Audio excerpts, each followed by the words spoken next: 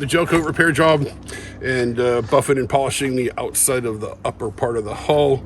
Bottom paint's all done, zincs are all done, so the bottom work's finished.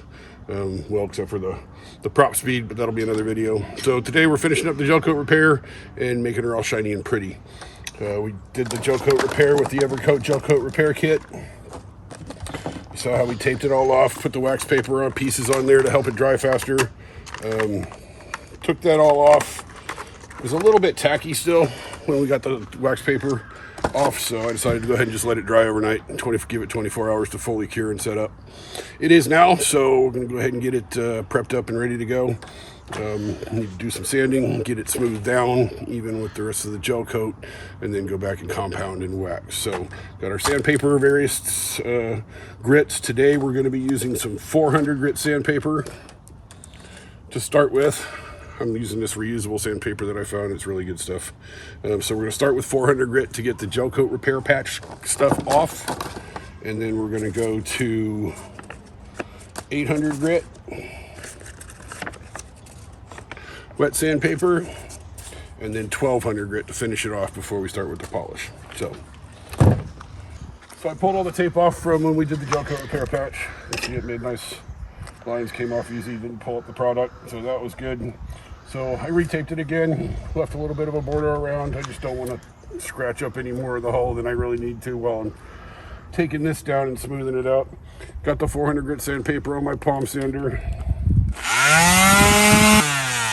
I don't know if you can see, there were some little micro scratches right there that I just kind of sanded down to.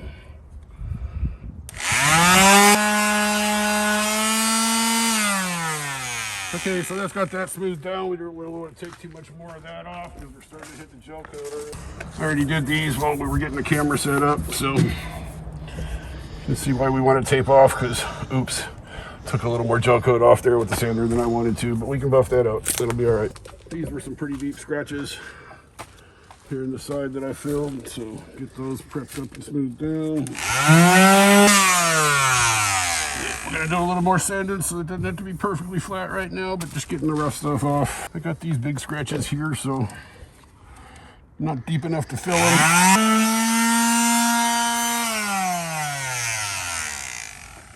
A few more up in here. These ones I don't know if I'm gonna be able to do too much about. They're kind of prevalent, but we'll see if we can smooth them out a little bit and make them go away. Okay, so I already did the whole other side of the hull and most of this, as far as at least getting some of the small scratches out and buffing and compounding, just because I put some scratches in the other side and I didn't want to look at them anymore, so I went ahead and got them out. But I didn't touch this back section back here, so we can see the whole process from start to finish. I don't know if you can see the line there between what's the already polished hull and what's the not polished hull. But again, we got some little chips and scratches down in here. Our gel coat repair covered up the big scratches.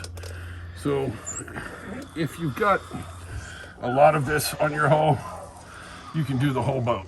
It's the same method, and it'll take it down and restore it to like new gel coat, like it was just applied coming out of the factory.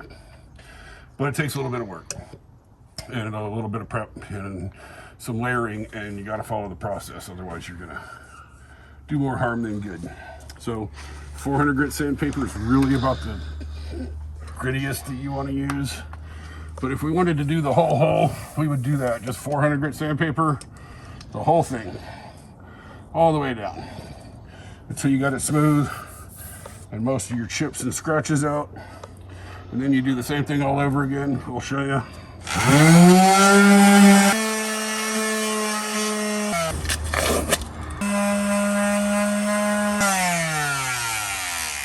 Okay, so that's 400. The rest of it needs a little bit lighter touch, so I just do it by hand. You can use a sanding block if you want. If you really want to use the sander, go for it. But I don't like with the finer sandpaper. I want a little finer touch and a little more control over what I'm taking off. So I did 400. I'm gonna go back over everything with 800. I get all the dust off from that gel coat repair material because it's not gel coat.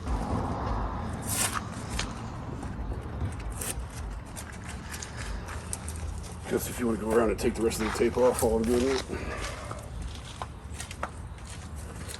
So I want that off. Don't want that dust in there. But I'm not gonna, as you can see, I didn't quite get the color matched perfectly. So I'm gonna try a little body builder or a body repair guy trick that I know for helping to match colors. What we're gonna do is we're gonna sand this down 800. Paper gets clogged up quick. You're gonna have to change it frequently.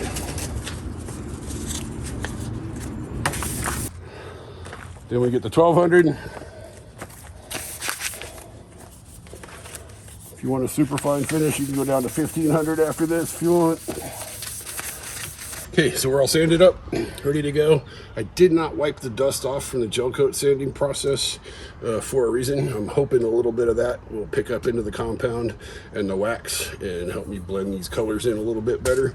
If not, well, we can do a little bit better on it next time when we take the hull down a little bit more. We may be repainting anywhere. I noticed I didn't do a whole lot of the scratches down here. I don't have any green paint to touch that back up, so I didn't want to go back and have to fill in all that gel coat. So, compound is an abrasive. Works like a really fine sandpaper and or a polish. This isn't going to be the finished product. I'm using a 3M Super Duty rubbing compound. This is a heavy cut, so good if you've got a lot of oxidation on your paint, a lot of staining, rust stains, or just generally faded out paint that needs some good polishing, some good surface removal before you go on to the waxing part. So, orbital speed buffer, variable speed. You can get the orbital ones, the 2 handles. I'm old school. I just prefer this one because that's what I've used. Variable speeds are important so that you can work the heavier compound in at lower speeds and get the finer polish in with the higher speeds. I just use an old-fashioned sheepskin or the wool pads. They make all kinds of different foam ones, other things. These are easy to clean, easy to reuse, do a fine job on compound and polishing, so you don't need to change pads. Just got to clean them off and you're ready to go.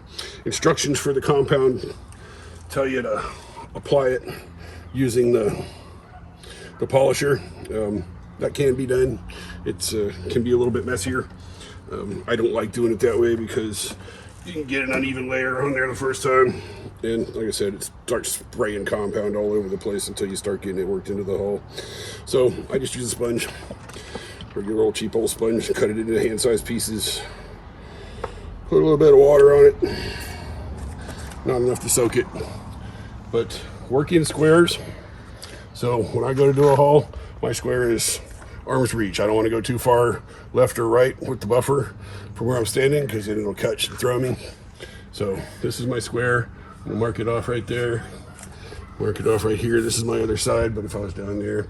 So that's where I'm gonna work. I'm gonna apply some compound. See, I spray it all over the place just with the sponge. So you can imagine what happens with that disc going 6,000 revolutions per minute. First couple of passes, it'll be really easy to tell where you work because it'll start getting smoother and shinier right away. But after you've done the first compound, it'll be real easy to lose track of where you're at. So that's why I just mark off my squares. My area I want to be working. First rubbing compound coat, I usually do 2 or 3 depending on the surface. I'm going to go heavy with this. So a lot of pressure up against the hull, grinding it in, using it to remove material. I set it about half speed, so I got up to 6,000 RPMs. We're going to do about 4. Be very careful around these things. This is going to catch. It'll throw it right out of your hand, smack you upside the head. So that's why it's important to keep the tool in front of you, chest high. You don't be reaching way up high. You don't be reaching that low. You don't be stretching out. Going like this. Keep contained in your area where your elbows are bent and you can absorb sudden motions, okay? Apply heavy pressure, you'll hear this RPM. And as you push, you're slowing it down. So that's how you know you're getting enough pressure on there.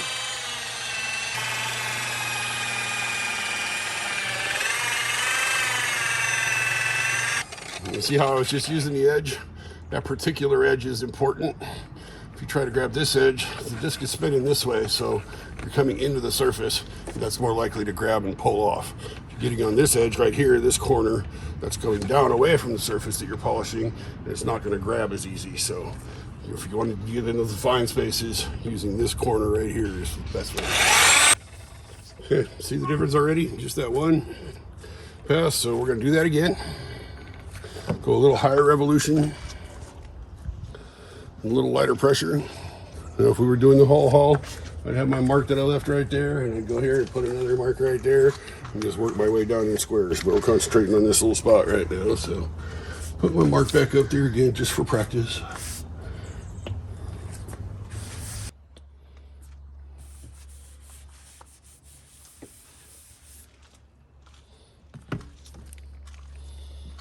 Okay, we're going to do the same thing. We're going to turn the RPMs up all the way a little bit.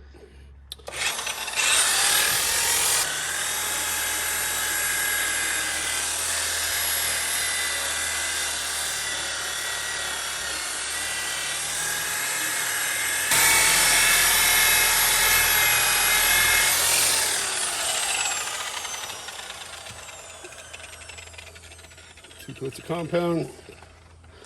Do more if you wanted to go to a fine compound, but it's pretty smooth. I like the super finish. Meguiar makes some nice all-in-ones that are compounding a wax. It'll leave a wax coating behind when you're done compounding. I like this cleaner wax from Meguiar. Gives a good gloss, easy to put on and take off, and it also has some oxidization and rust proofing in it, so that your wax job will last a lot longer, and it helps restore color. So it picks up some of the color when you're pack waxing and brings back the shine. So good product.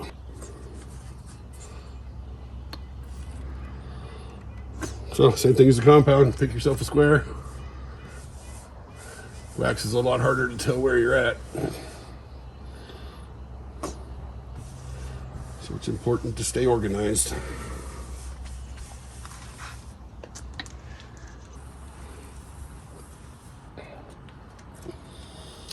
Okay, then you just want to let that dry to a haze. Depending on the heat, take a few minutes. I'm going to go ahead and put some compound down on some of these other spots while we're waiting for that to dry. A little bit more, but you see how it's starting to haze over.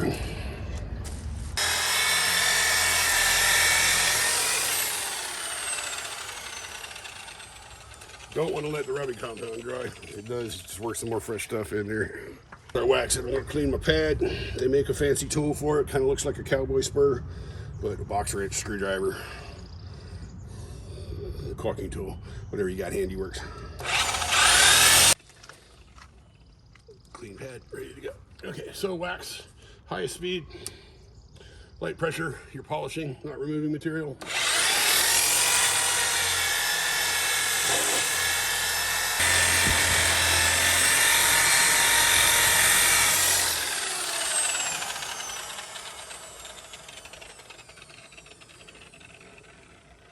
For the wax, you don't have to polish. You can just use a rag, microfiber, terry cloth towel.